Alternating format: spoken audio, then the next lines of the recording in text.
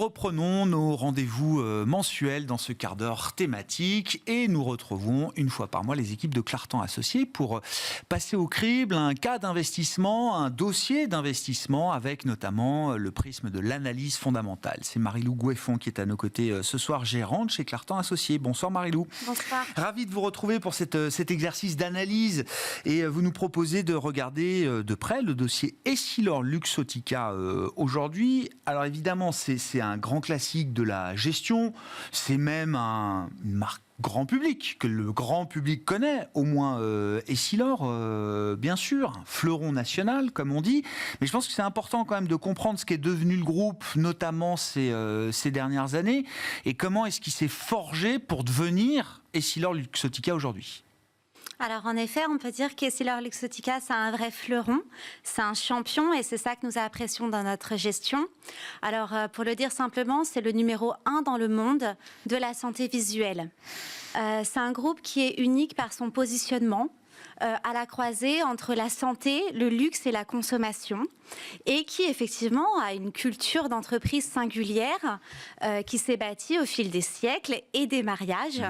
Alors effectivement, cette histoire, elle commence en 1849 à Paris, avec la création d'une coopérative d'artisans.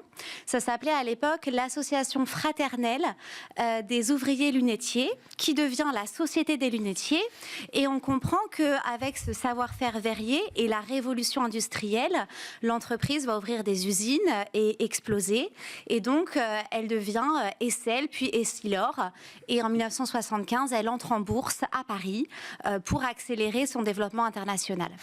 Et puis Luxottica, de son côté, c'est aussi une histoire très singulière depuis sa fondation en 1961 par un jeune Milanais, Leonardo Del Vecchio, qui était orphelin, qui commence sa carrière modestement comme apprenti et crée sa société à partir de rien avant d'en faire le succès qu'on connaît. Et puis en 2018, c'est l'aboutissement finalement de ces deux projets pour faire un groupe intégré, bientôt rejoint par Grand Vision, néerlandais, qui vient couronner ce projet d'unification des grands champions. Grand Vision, qui est donc l'activité de distribution. Alors, c'est des franchises et des enseignes qu'on connaît d'ailleurs même en France, je crois, si je ne dis pas de bêtises, Marie-Laure. Voilà, oui. C'est ça.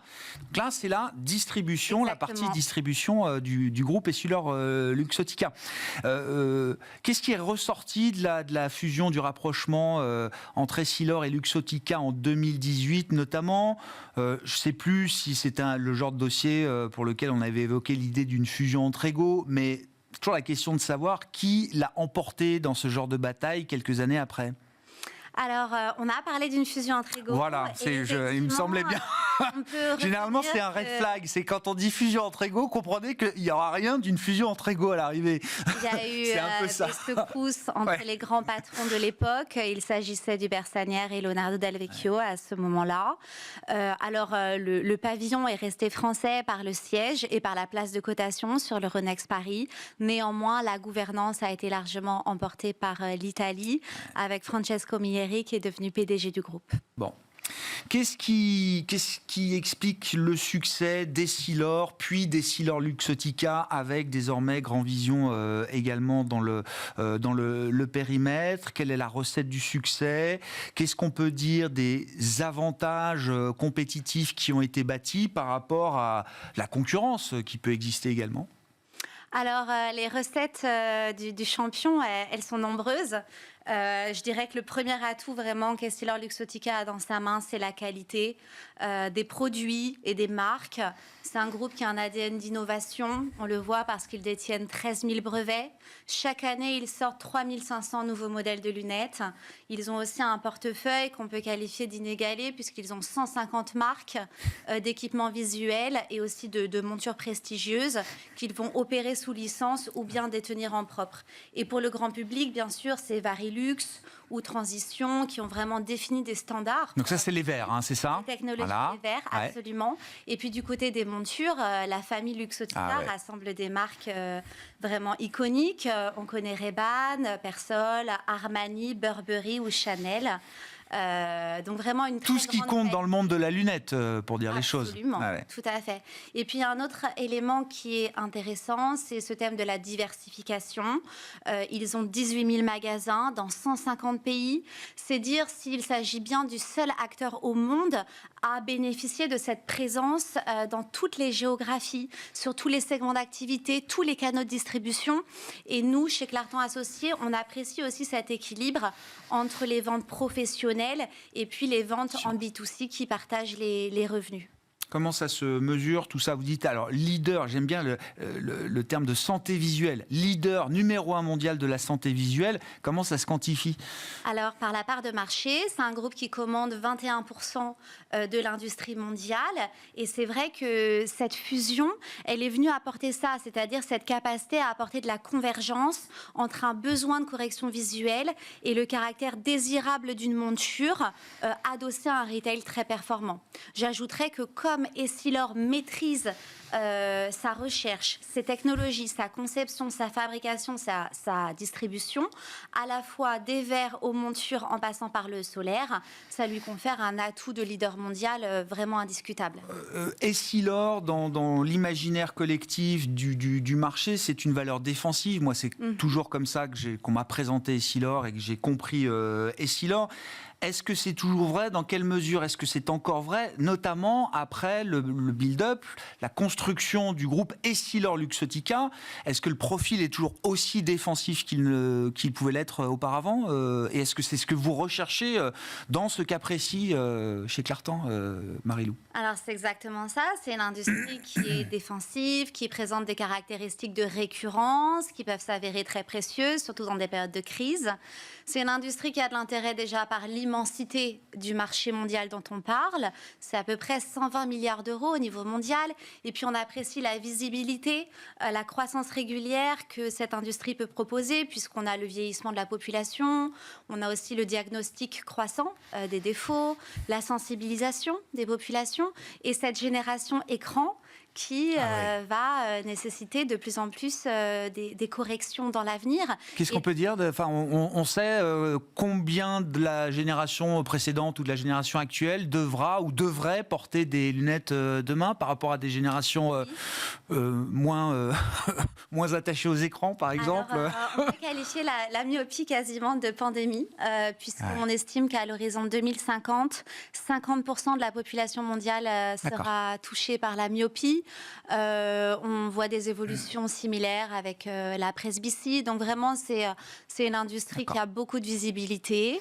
Je dirais qu'elle est également absolument intéressante pour ses caractéristiques de premiumisation, dans le sens où autrefois la lunette c'était un dispositif médical qui apportait une solution à un défaut. Aujourd'hui, la lunette c'est un accessoire de mode, de style, d'expression de sa personnalité. Et donc on va investir davantage dans sa paire de lunettes, en posséder également davantage et les changer fréquemment. Justement, je reviens à la question, est-ce que ça ne les rend pas un peu plus sensibles au cycle de consommation? Par exemple, on est dans un moment où les économistes nous disent que ça cale un peu le consommateur américain en Europe, en Chine, bien sûr.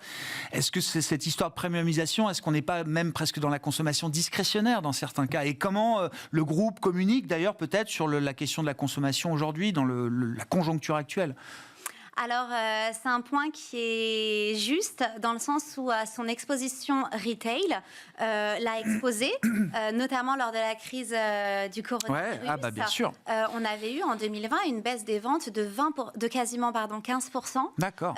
Donc, c'est dire si le groupe n'est pas totalement immunisé avant de connaître une bonne reprise en V grâce aux ventes d'optiques. Actuellement, dans le contexte de ralentissement de la consommation que beaucoup d'acteurs rencontrent, Essilor-Luxottica s'en sort très bien au regard des résultats qui ont été publiés fin juillet. On a une croissance des ventes qui reste supérieure à 5% pour le premier semestre. Un ralentissement certes aux États-Unis, mais qui est compensé par l'Europe qui bénéficie de l'intégration de Grand Vision. Et puis l'entreprise a également communiqué sur une marge opérationnelle qui s'améliore à quasiment 19%, ce qui avait été promis l'année dernière. Ouais. Dans les grands moteurs, vous l'avez dit aussi d'un mot, avec les 13 000 brevets, c'est ça, déposés par Essilor-Luxottica. C'est une boîte d'innovation, il y a beaucoup de tech, ceux qui portent des lunettes le savent aujourd'hui, Marie. Non mais c'est vrai, et c'est pas prêt de s'arrêter, ça fait partie de l'ADN d'EssilorLuxottica aujourd'hui, cette dimension technologique. L'innovation est très importante dans ce métier, c'est vrai qu'ils dépensent 600 millions d'euros par an en recherche et développement, ils ont une 40aine de sites de recherche dans le monde, donc c'est un groupe qui vraiment investit pour son avenir. En termes d'innovation, on peut compter sur eux pour développer le e-commerce, qui ne représente encore que 7% des ventes. Il y a également des projets et un partenariat prometteur avec Meta autour du thème des lunettes connectées.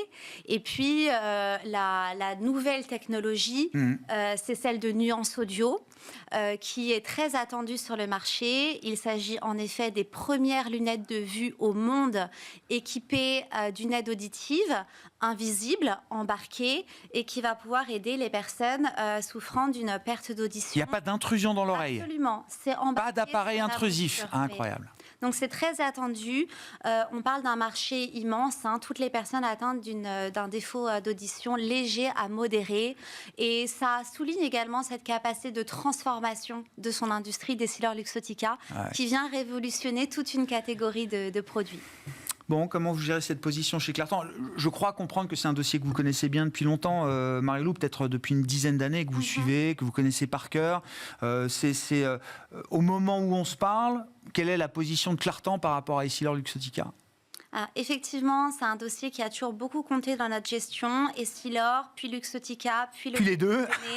À un certain nombre d'épisodes en fonction, je dirais, du contexte et puis des niveaux de valorisation. C'est une position qu'on a réintroduite dans le fonds Clartan Valeurs en début d'année. Une position moyenne qu'on a renforcée au fil des mois. On est tout à fait confiant dans la capacité de l'entreprise à délivrer sur sa feuille de route pour les prochaines années. C'est une société à mission. Sa mission, c'est d'éradiquer la mauvaise vision dans le monde. Et on a toute confiance dans le fait que cette mission est loin d'être achevée. Ah oui, c'est ça. Donc définitivement, c'est un la bataille continue. Voilà, pour Clartan Valeurs. Merci beaucoup, Marie-Lou. Merci d'être revenue pour nous sur ce dossier EssilorLuxottica. Désormais, un groupe qui s'est quand même beaucoup transformé depuis un peu moins d'une dizaine d'années maintenant. Marie-Lou Goueffon, gérante chez Clartan Associés, qui était avec nous pour ce rendez-vous mensuel dans le quart d'heure thématique de Smart Bourse.